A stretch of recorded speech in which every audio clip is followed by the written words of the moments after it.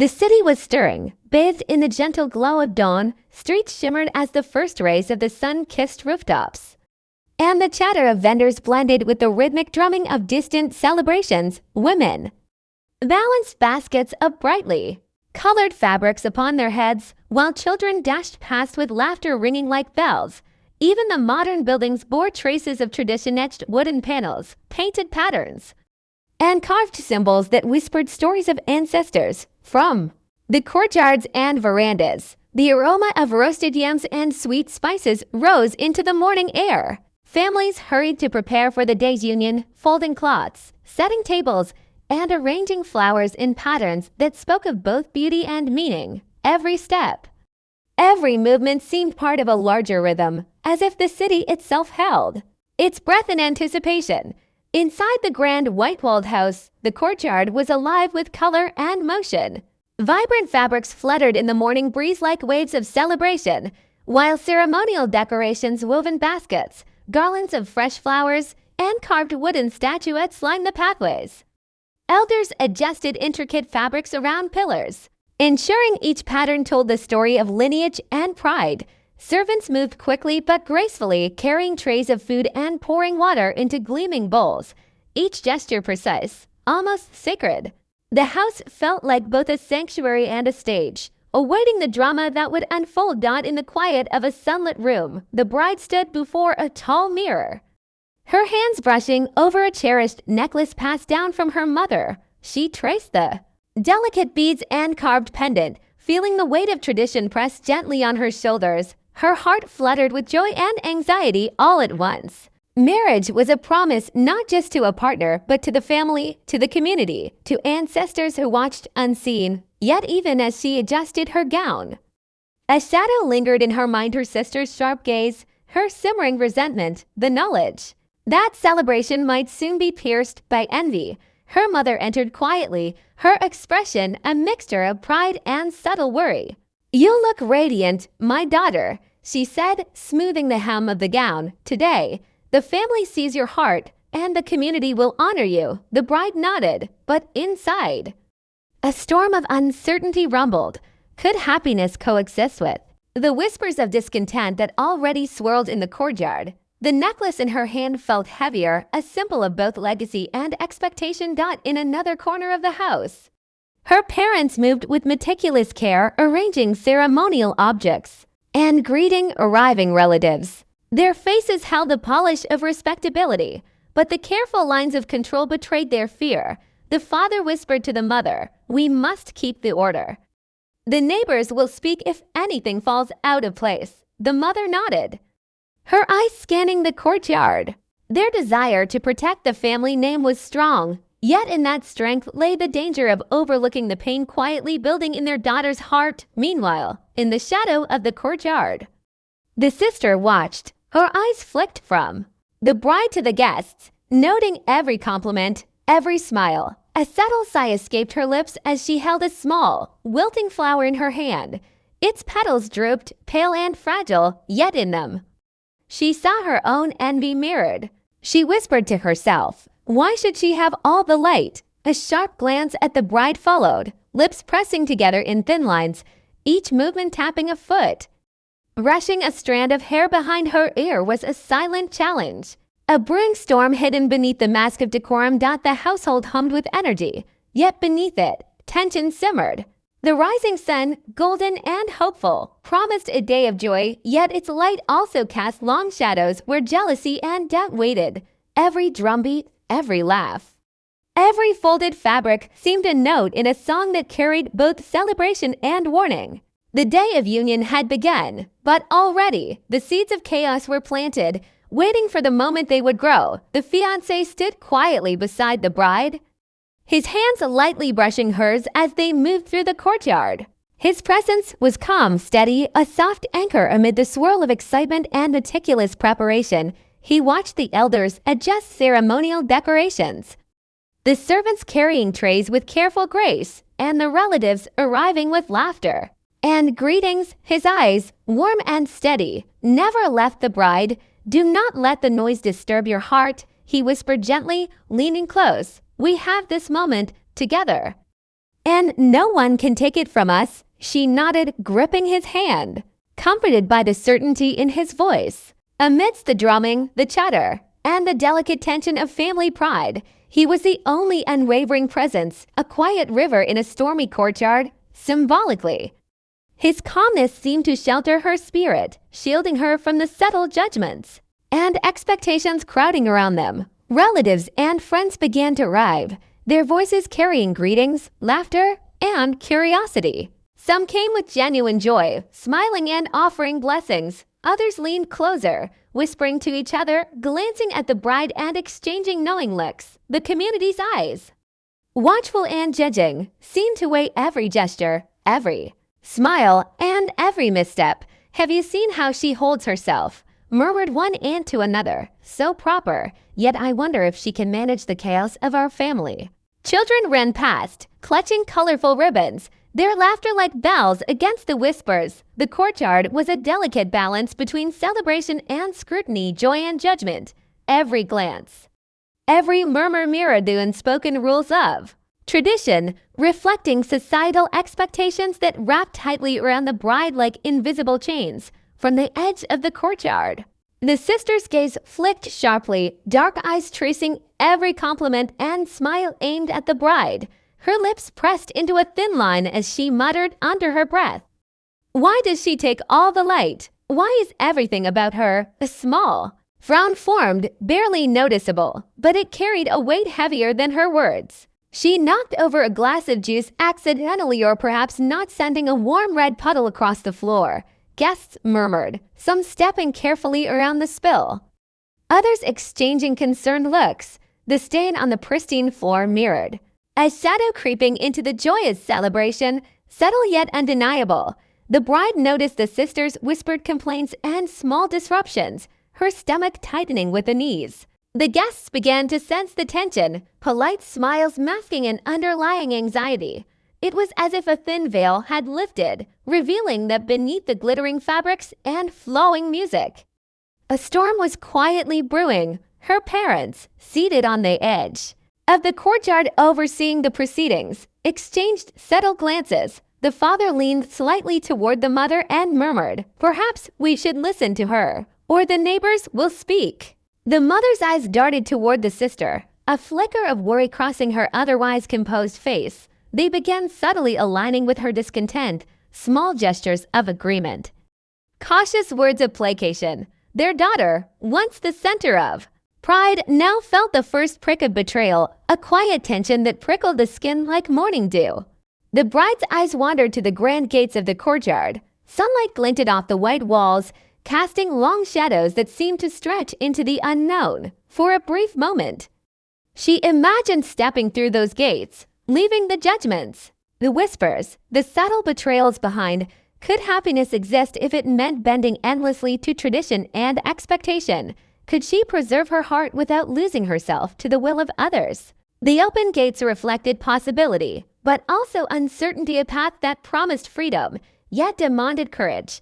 The sisters' minor acts of sabotage continued, a misplaced ribbon, a faintly scornful remark to a guest, a whispered complaint about the arrangement. Each small disruption rippled through the courtyard, the tension accumulating like the first storm clouds before a sudden rain. The spilled juice had already set the tone. Now, every gesture, every glance, every half-spoken comment was another drop in the gathering storm. The bride's fiancé, sensing her quiet turmoil, rested a hand lightly on her shoulder. "No matter what happens," he said softly, "we face it together. Let the winds rage. Our hearts are steady." His words were both a shield and a promise, the anchor she clung to as the currents of envy, judgment, and expectation began to swell. And as the drums played, and the sun rose higher over the courtyard, the first seeds of conflict had taken root. Invisible to all but those who knew where storms truly begin, the sister stepped forward, her eyes sharp as daggers. She raised her voice, cutting through the hum of conversation and the gentle drumming that had once marked joy. "Is this what you call ready to be wed?" she demanded, her tone dripping with disdain. "Do you think you are worthy of this union? Do you think anyone will respect a celebration built on your pride?" Gasps rippled through the courtyard. Others paused mid-step, their hands clutching ceremonial staffs. Neighbors whispered to one another, voices low but sharp. "I knew something would go wrong," murmured one aunt. She always thought too highly of herself. The bride's cheeks burned, her chest tightening with each word. It felt as though the sister's tongue was a blade, piercing the invisible veil of family harmony that had held the mourning together. The courtyard, once vibrant with color and music, seemed suddenly heavy. The sunlight harsh and accusing. The parents exchanged uneasy glances. They had heard the murmurs, felt the weight of community eyes upon them, and fear clutched at their hearts. "Perhaps she is right," the mother whispered, barely audible. "We cannot have the neighbors speaking ill of our family." The father's jaw tightened, his hands trembling slightly as he reached for a ceremonial cloth to smooth it over. "We must protect our name," he said softly, though his words carried the chill of betrayal. Their love, once a protective cloak, now felt constricting, suffocating every gesture of care, a reminder that duty and reputation had overtaken empathy. The sister, sensing their hesitation, grew bolder. She knocked over a vase of flowers, petals scattering across the stone floor, then gestured at a tray of gifts. "And these," she snapped, "are they for someone who cannot even hold her head high?" Murmurs among the guests rose louder. Some whispered that the bride had provoked her sister. Others blamed carelessness. The joyous rhythm of the ceremony faltered. Fabric and flowers lay torn and strewn, the harmony of tradition broken into shards of color. Finally, the parents turned to their daughter, their voices firm and public. "Enough! You must stop this," the father said, a harshness lacing his words. "We will delay the music, pause the offerings, and wait until your sister is satisfied. Your happiness cannot come before the family's honor." The bride felt the floor shift beneath her. Gifts were withdrawn, rituals halted, and the music silenced. The betrayal was not subtle, it was a public spectacle. A wound pressed deep into her heart. Anger, sorrow, and disbelief swirled within her like a storm. She remembered the nights she had sacrificed, the favors she had done for her family, the careful attempts to stay loyal and kind. Her mind flashed back to years of sibling rivalry, moments when she had been favored, and moments when she had been overlooked. A bird caged by invisible bars seemed to echo her own longing, a heart desperate to fly. Trapped between duty and the desire for freedom, friends approached cautiously, eyes filled with worry, hands reaching to offer comfort. "We are here," one whispered, "but you must bear this." Their gestures, though well-meaning, could not pierce the web of tradition and societal expectation that held her captive. The bride stood alone, surrounded by the crowd, shadows of judgment and whispers circling her like vultures. For the first time, she understood the weight of isolation in the midst of celebration. Every face, every glance, every whispered opinion reminded her that even in a crowd of love and support, she was alone in the storm that had taken over her family's home. The murmurs of the courtyard grew like a low wind, weaving through the drumming and the bright chatter of well-wishers. Elders, seated with their ceremonial staffs and wise eyes, exchanged glances that spoke more than words. "She should have known better," one elder muttered under his breath, fingers tightening around a carved staff. "She is only a child of circumstance," another whispered, his gaze softening for a moment before flicking to the sister, who smiled triumphantly. Neighbors leaned closer, voices gentle yet sharp in judgment. Some offered quiet sympathy, their eyes catching the bride's. Briefly, a small reassurance in a sea of scrutiny. Others whispered about family pride and proper conduct, as if the collective gaze could weigh more than the heart's own desires. The bride felt the pressure of every eye, every whispered opinion pressing against her chest. The walls of the grand courtyard seemed to close in. Each glance, each subtle judgment, amplified her entrapment, reminding her that joy could not exist unchallenged when society's eyes were ever watchful. She stepped back, heart pounding, and caught sight of the courtyard gates. One was partially open, slanted just enough to reveal a shadowed path leading away into the city streets. A shiver ran down her spine. Could she leave? Could she step beyond the familiar? beyond the judgment and expectation, and claim even a fragment of her happiness. Her fingers brushed against a small talisman around her neck, a gift from her grandmother long ago. The metal was cool and smooth, engraved with a symbol of the sun and an open path. To claim your joy, the voice of her grandmother echoed. In memory, you must step into the unknown. She turned to a quiet figure at the edge of the courtyard, a distant uncle known for his wisdom. He smiled, eyes soft but knowing. Child, he said, sometimes the path to honor is not the one everyone applauds. You must trust your heart, even if it leads you through shadows. The bride's gaze shifted back to the open gate, the faint path bathed in sunlight and shadow. Her chest swelled with a mixture of fear and hope. Here, in the quiet guidance of a trusted elder and the weight of a symbolic heirloom, she felt the first stirrings of agency, a small flame of rebellion, kindled within her an idea that she could step beyond expectation, reclaim her dignity, and chart her own course. Her thoughts twisted and turned, reflecting on the betrayal, the envy, the gossip that had marked the morning. She felt the sting of her sister's words, the cold disapproval of her parents, and yet, beneath it all, a quiet certainty began to grow. Happiness demanded courage, and courage demanded choice. The courtyard remained alive with noise and eyes, but within her heart, a new rhythm emerged, one of hope, self-empowerment, and the knowledge that the first step toward freedom had already begun. The sun, now higher in the sky, caught on the open gate, spilling a golden path across the stone floor, as if inviting her to walk toward what was hers to claim, the courtyard. Once alive with drumming and laughter, became a storm in a heartbeat. The sister's eyes blazed, her hands trembling as she overturned a table stacked with ceremonial drinks. Goblets toppled, red and gold liquids spilling across the polished stones.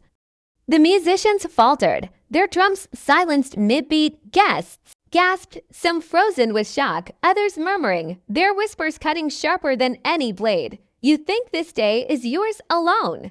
The sister shouted, voice quivering with fury. All eyes are on you. Do you not see who you hurt, who you leave behind? The bride stood rooted, heart pounding, watching as flowers scattered and decorations shattered under the weight of envy.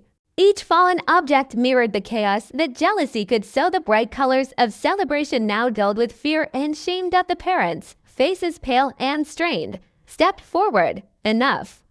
The father bellowed, voice echoing against the white walls. You must listen. You bring shame to your family. Do not defy us. The mother added, her tone sharp, cutting across the murmurs of the crowd. You will honor your place, your duty. The words struck like stones.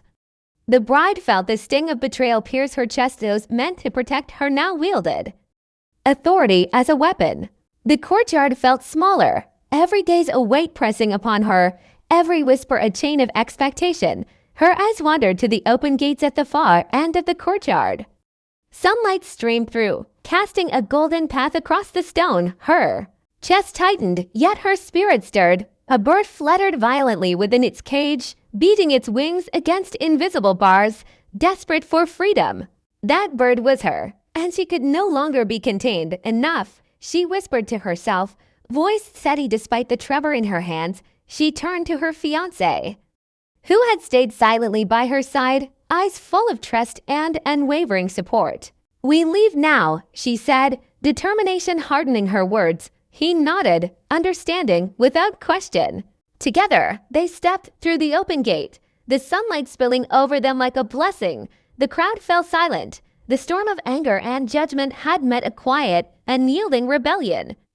With each step, the bride left behind the oppression of family expectation, the envy of her sister, and the suffocating weight of societal gaze. The courtyard, once filled with celebration, now echoed with the sound of absence. But for her, the path ahead shimmered with possibility. Each step through the gate was not just a departure, it was a claim to her dignity, a reclaiming of joy, and the first breath of freedom she had ever truly known. The courtyard erupted in chaos.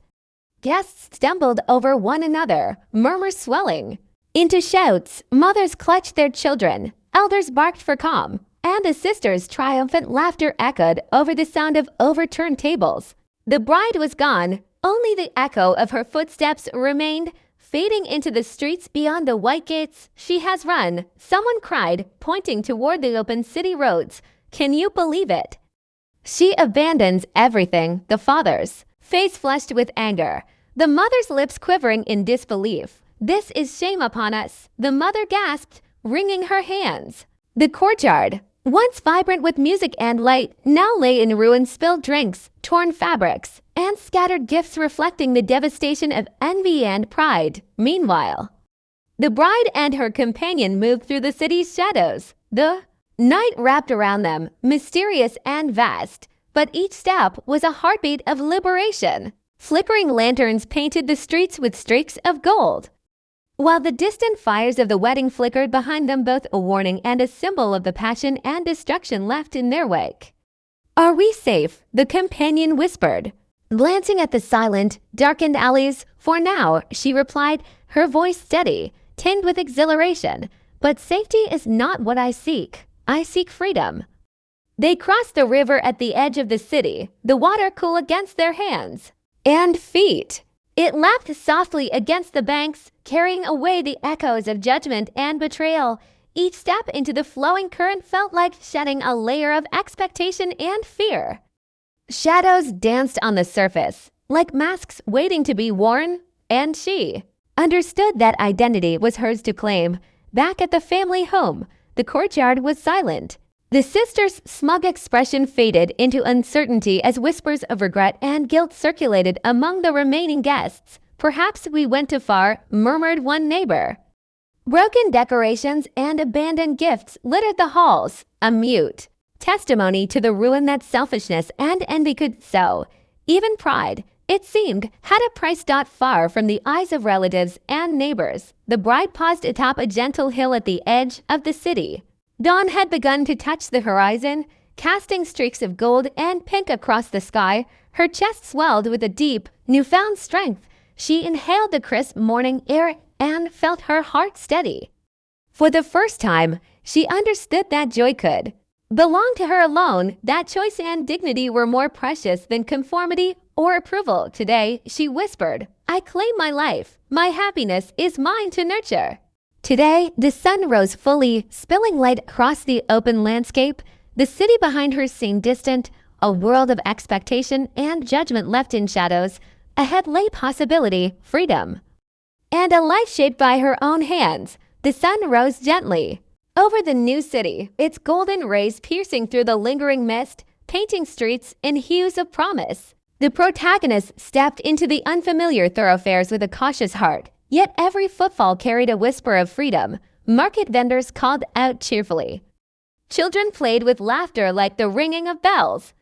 And the scent of fresh bread and spices mingled with the warmth of morning.